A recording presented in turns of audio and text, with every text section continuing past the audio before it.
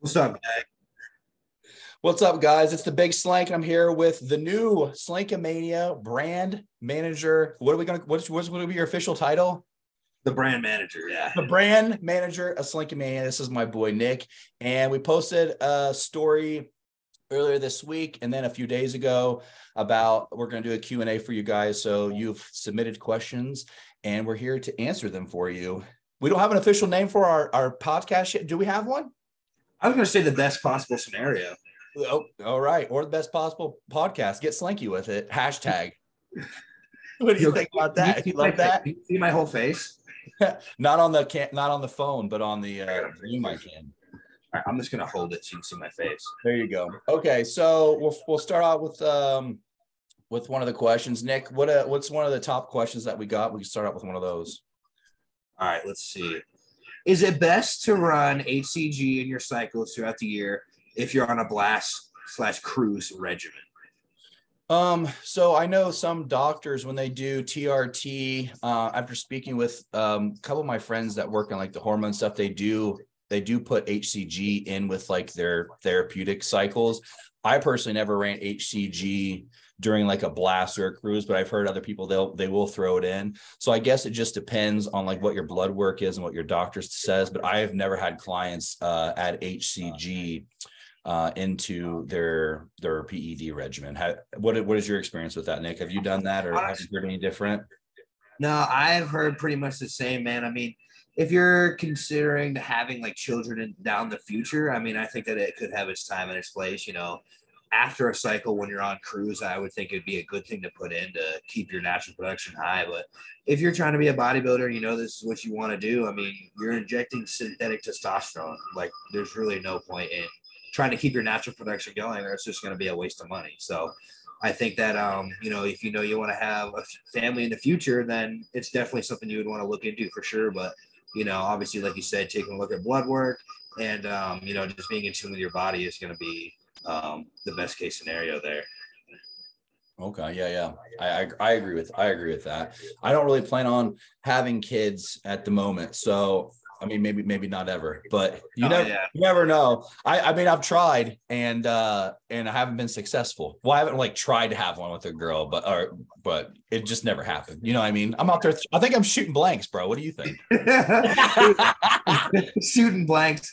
Yeah, I mean, honestly, I haven't either, man. I've had no problems like that. And I've had my instances where I'm like, oh boy, like, am I going to be a dad? And I'm always good to go, bro. So I think I'm shooting blanks too. Bro, you know what you need? You need to fucking put those laser lines in your head, bro.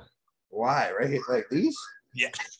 Why do you think I like slank or what? Yeah. It would be so sick. It would be so sick. Really? All right. You being serious? Dude, I swear, I think you need to put a Z in there, or like three little lines, like a long, like when I used to do it, I used to get the long one, the medium, and then the short. Okay. Yeah. I mean, I've seen that. I think it's pretty dope. And then people will do like their eyebrows too. Oh yeah, I usually get my eyebrow done too. I gotta go to the barber. I had stitches in my cheek. I had a cyst cut out, so I got to be careful. Yeah, you got to be careful, buddy. Be careful, brother. Okay, here's another question. I'm gonna see what you think about this. This is, what is the most effective exercises for losing weight? What is your thought on that question? That's not even a question. There is no exercises to lose weight. Diet exercise is what makes you lose weight. So right, I mean, it's diet. Yeah, you can't. There's no exercises that help you lose weight. Number one thing that's going to contribute to weight loss is obviously being in a caloric deficit, and then staying active and then slowly implementing cardio as you get up in time. A lot of people want to think that they can, out train a bad diet and say like, oh, I slipped up on my diet this weekend, so, I'm going to go and do cardio. And that's just not how it works. You need to have a set plan in stone with a coach or whatever you need a plan. I mean, that is how you lose weight. You can't go into this thinking like, I'm just going to wing it and okay, I'm going to eat this day. And then I'm going to, do some cardio to make you. That's not how it works. You need a plan. You need a diet. And you need to be consistent. Consistency is how you lose weight. It's not a sprint, it's a marathon. So it's slowly ramping it up, like starting with just a diet and then incorporating daily steps and then incorporating cardio. You don't want to throw everything at once, because how are you going to progress from there? If you start out a prep with a coach and 20 weeks out you're doing an hour of cardio, like where do you go from there?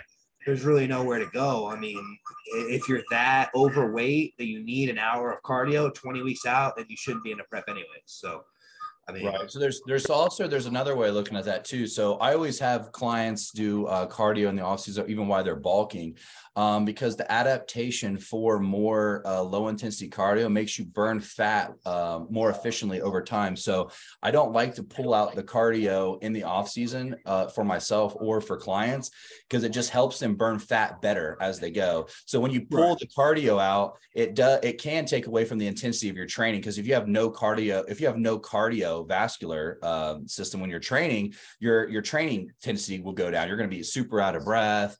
You're not going to be able to train as hard. So I do like to keep cardio in, but not at an hour, like 25, 30 minutes or something. And then like you said, you can slowly ramp it up or add in compounds and make you start burning body fat and stuff and so on. Yeah. I mean, just like the fat burner, they get peeled, something like that. Some Himbine ACL, like anything to just really get you like your body up, your body going, and just burning calories throughout the day is going to be, beneficial for sure. Right. Okay. So let's move on to this other question here. So there's another question, is how many days per week does someone exercise to see results? What is your thought on that one? I mean, that's really a tough question to answer. I think personally, it depends upon the person's schedule. Like, what can you stick to long term? What is going to be the best plan for you that you can stick to long term that is going to enable you to get stronger? Because I'm one that believes, I'm the type of coach that I want all my clients tracking their weight that they're using and the amount of reps they're doing so they can get stronger over time. So if that means that they can go into the gym 4 days a week and have 4 workouts to get better and 4 workouts to get stronger, then that's plenty. I'm a knowledgeable enough coach to where I can make a workout plan for you that's only 4 days a week, and you're going to target every area of your body. So again, it comes down to somebody's schedule. If they can train 5 days a week, then more power to them. Then obviously that's going to be the best case scenario. But some people can only train 3-4 days a week, and you can get great results doing that. So I think it comes down to your schedule. Right. What is that noise? I think it's my echoing on the phone, bro. I have the volume all the way down. Turn it all the way off on your phone. Yeah, it's down, but it's still echoing. Really? Yeah, my volume's all the way off. Oh, because mine doesn't have any on here. Yeah. Let me try putting my phone on. Yeah, my volume's all the way off, bro. Huh. Try that now. Okay. Okay, yeah. So for me with this, it can depend on the person. I always see really good results. The less that I did, the bigger I got. I think because I had more recovery time in between the workouts. Like I feel like when I got my biggest, when I was doing my 3 days a week, which I've talked about before, and I would do like 1 set per exercise. I was taking 300 milligrams of testosterone per week. And then I was doing 3 super draw tabs and 1 bottle of Cerestim per week. And I was 290, big, lean. And I think I did like 30 to 45 minutes of cardio every day, fasted just on the bike, very low intensity. But yeah, I mean, you can get results doing more days than 3 to 4, but I don't think it's optimal. And a lot of people, I think, like the gym for like a mental health thing, but I was talking about this on a live the other day, and I think that a lot of people, they're just missing the boat, and they all they care about is like the mental health, not so much the progress. Because I feel like they want to train something, the same body part 3 days a week. And I'm like, well, you're breaking it down. You're not letting it recover. You're breaking it down again, and so on and so forth. But they're like, oh, well, if I don't do tons of volume and I just pump it up, I'm like, well, what's the point of training if you're just going to pump up a muscle? Right. I mean, you want to squeeze. Like I was doing curls the other day. Was it yesterday? Yeah, I was doing curls yesterday, and I was doing a set, and 2 guys went and did the exercise as I was still doing my 1 set. Like they're just like mindlessly just going through the repetitions and just going through the motions. Yeah. Just pumping it up. And the next guy gets there and pumps it up. And I'm over here just like doing sets of 12, just like slow and controlled and feeling it lengthen and contract and really trying to feel the bicep. And I feel like a lot of people, they don't really know what's going on. I mean, honestly, man, like I would say like all you really need is maximum 4 to 5 movements per body part per week to like get better. That on the high end, like that's it. You don't need 4 different glute exercises, 4 different chest exercises, 4 different. I mean, yes, your bicep and your tricep has different heads and there's different angles to hit it, but at the end of the day, the bicep just does elbow flexion. That's it. Yeah. I mean, you don't need all these crazy different methods and extreme drop sets to build muscle. I mean, yeah, putting in some more high volume stuff if you're near a contest prep is going to be good because it's going to help you like bring out the striations in your muscles. But other than that, I mean, people just like to overcomplicate things, man, I think. Yeah. My friend Marcus, he's done videos where he's being goofy, where it's like you're doing 3 exercises that hit the same area of like your lat. Yeah.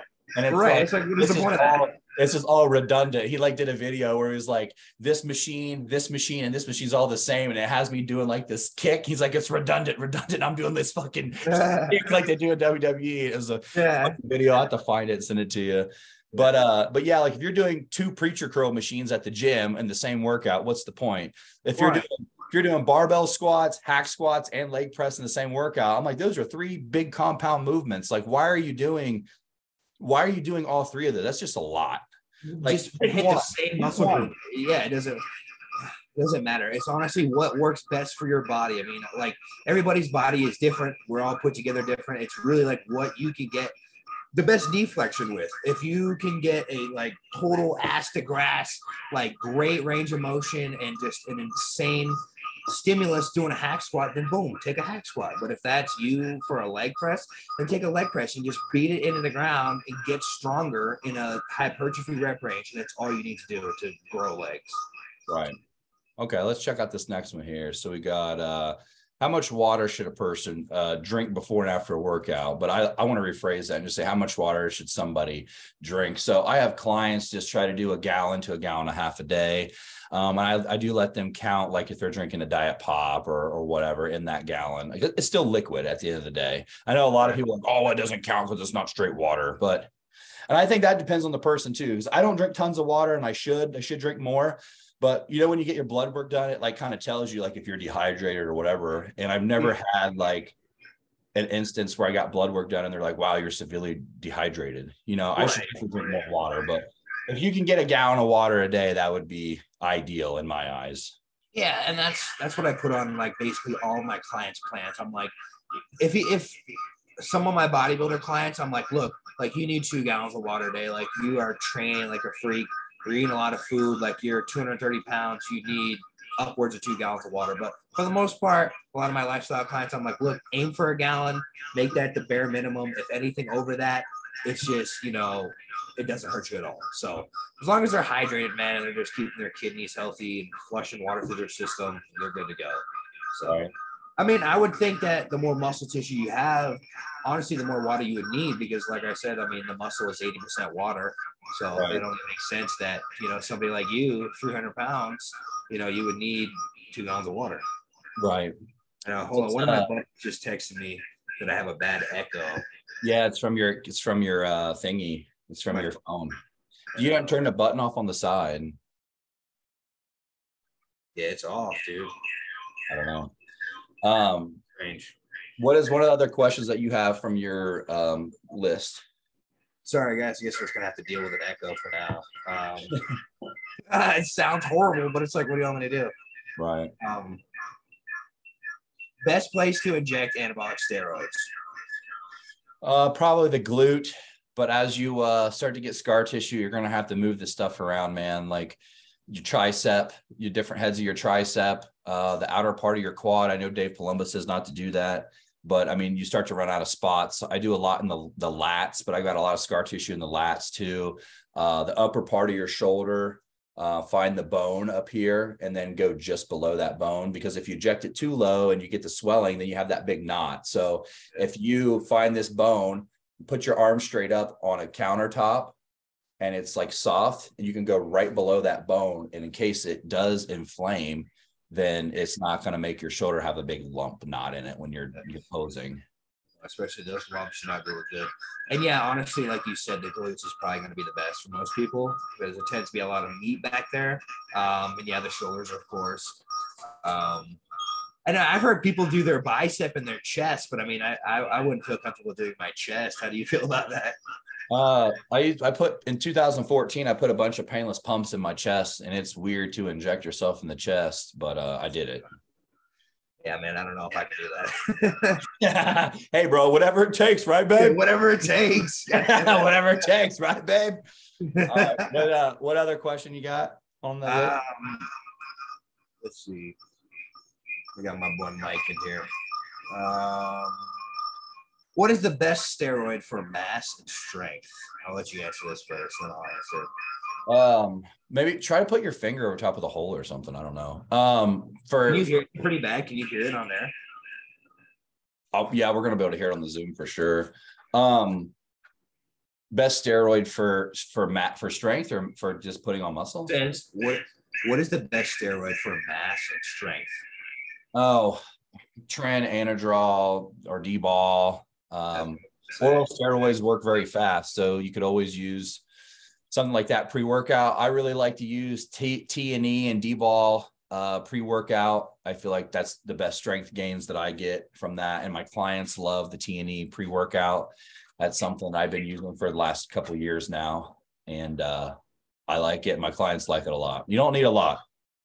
No, especially with something like Dianabol, bro. I feel like 25 milligrams is sufficient. You really don't. Yeah. I mean, yes, it is good to ramp up the dose, but I feel like 25 is like a good starting point for something like that. It gives you the boost that you need pre-workout, and that's it. Then I feel like anything above 50 is just straight water retention. Could be. But I would agree. I would agree. What? Some guy says D-ball Winstrol. Is this my guy from TikTok? There's always a guy that says D-ball Winstrol. I mean, Brian, that's my friend Brian. Oh, there's another guy that's always on TikTok live. He always says D-ball Winstrol and sends it to me every time he's on. But I mean, I think people's thought process is, oh, the D-ball is going to make me hold water and the Winstrol is going to suck the water out. But yeah, right. I don't think that's a thing. But I think taking them together, that'd be a lot on your liver. I wouldn't. I think it'd be a waste of money. Yeah. I feel like pick one. You know what I mean?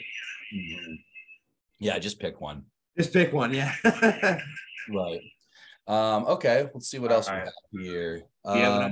Best foods to eat pre and post workout.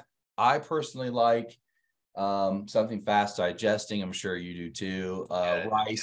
Rice and a lean protein source. You can even go and do a protein isolate like the Slankalicious whey that we carry on Slankamania.com, and cream of rice. You mix those together. Boom, boom, boom. Got a quick digesting protein and a quick carb. And you can do the same for post-workout too. Just fast protein, fast carbs. That's what you want. Yeah. I'm a big fan just for the post-workout. I love cereal. Like anything Rice Krispie, Cocoa Pebble, Fruity Pebble, even granola. Anything like that post-workout, I feel like that's just quick into your bloodstream is going to be the best possible scenario. So I ate Lucky Charms. The off-brand of Lucky Charms. Okay. And I used to eat that post-workout during prep for Tampa last year. Really? Okay. Chicago, sorry. Were you working was that with Chris or with Phil? Dom. I would do 100 carbs of cereal, and I would do 2 scoops of protein powder, and I would put water in the water fountain, and I would just stir it up, and I just eat it. Yeah, you can just eat that too, honestly. Well, then after I ate it, then I would go get on the cardio machine. So I made sure I was eating post-training, just start the refueling process, and I would get on the cardio machine just to burn the fat, because you want to get your heart rate down. If your heart rate's too high when you're doing the cardio, you're going to be burning glucose instead of fat. Just like we've talked about heart rate cardio, that's what I put my clients on. Zone 1, Zone 2 cardio is going to burn the most amount of body fat. When you're getting higher heart rates, you're using glucose and carbohydrates as fuel source. So if you guys want to lose the most amount of body fat, do low intensity cardio. Just walking and getting your heart rate to 100, 110 is going to burn body fat. I know it's not going to feel like a lot, but I promise you it will. Right. What's up, Anthony? All right, you want me to pick one of mine? Yeah. All right, we got a bunch of them on here. Let's see. My neighbor's home, and I've never seen her face, and I've lived here for almost a year. Really? Were you downstairs neighbor? She lives across the street.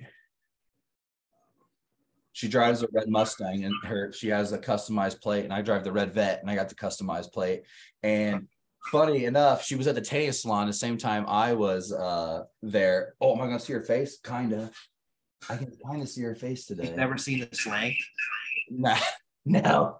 Maybe she's trying to get slanked, bro. Oh God. Yeah, maybe. Who knows? Let's see. Okay, how do I know when I should be eating my carbs?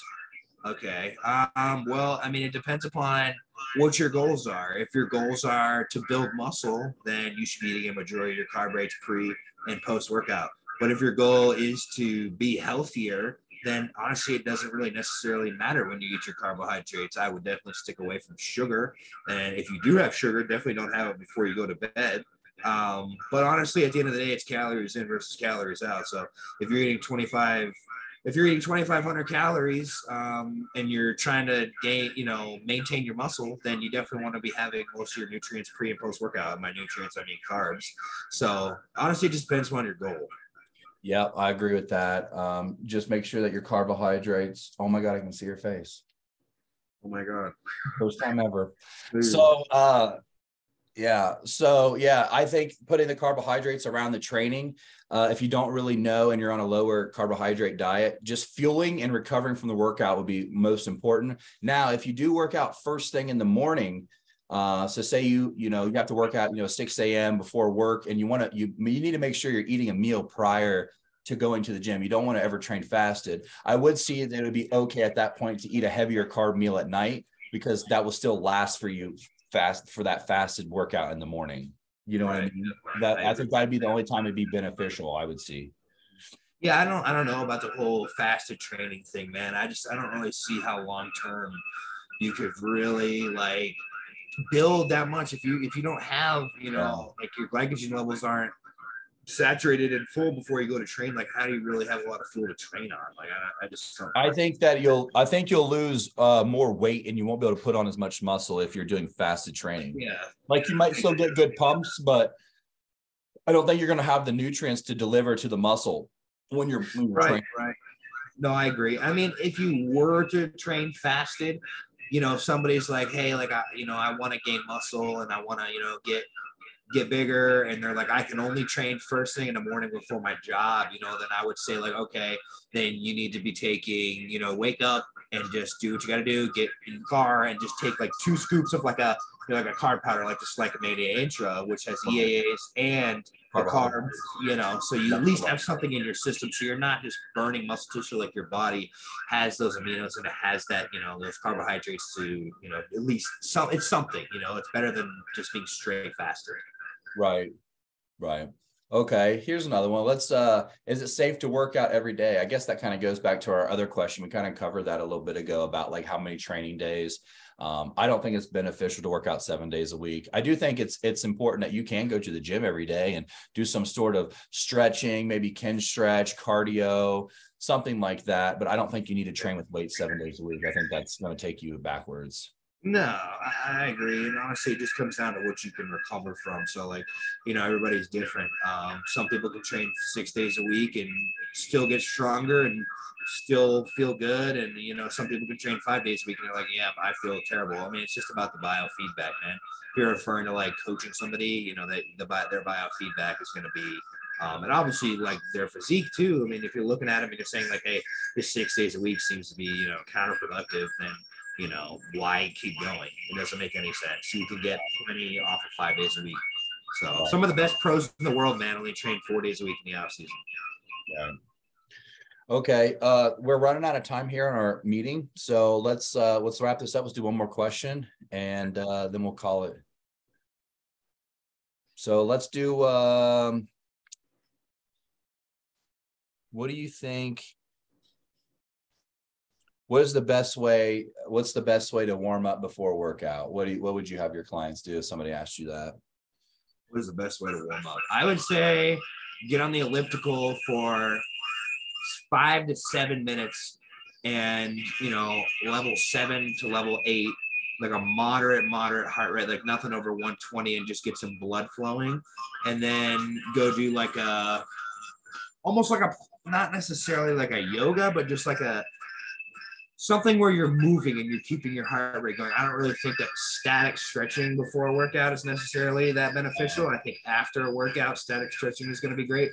And also like a massage gun too, like literally directly getting blood into your muscle is going to be a good way. So just any way that you can get your heart rate up. Right. I think muscle.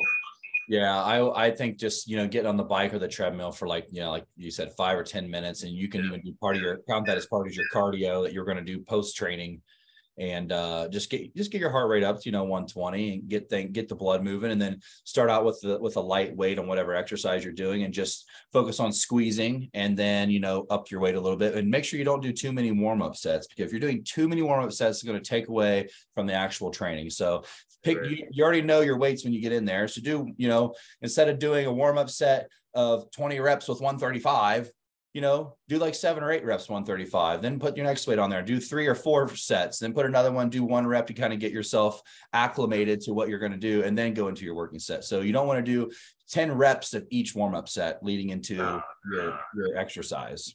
Because then that's how you spend 3 hours at the gym. Yeah. So and then after that, you're already warmed up. So you don't need to on the next exercise. You just go straight into it. And that's how, also having a coach knowing how to strategically, synchronize your workouts, and what to do first, what to do after, comes into play. So. Right. All right, guys. Well, thanks for tuning in, and we will try to get one of these for you every week. Yeah. Every Friday. Let's do it. Okay. Sounds good. I will see you guys later. All right. Peace, brother.